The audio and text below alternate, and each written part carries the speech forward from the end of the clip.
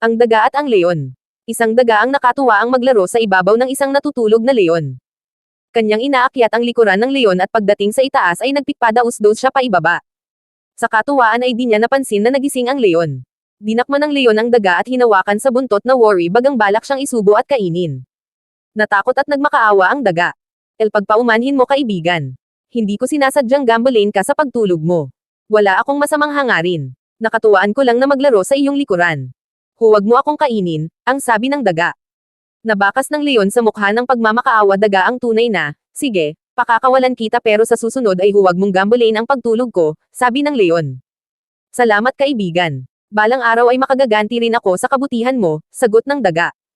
Lumipas ang maraming araw at minsan pamamasyal ng daga sa kagubatan ay kanyang napansin ang isang lambat na nakabitin sa puno. Lumapit siya upang mag-usisa at agad niyang nakilala ang leon na nahuli sa loob ng lambat na ginawang bitag ng nanggagaso sa kagubatan. Sa dali-daling inakyat ng daga ang puno at nginatngat ang lubid na nakatali sa lambat. Agad namang naputol ang lubid at bumagsak ang lambat kasama ang leon sa loob.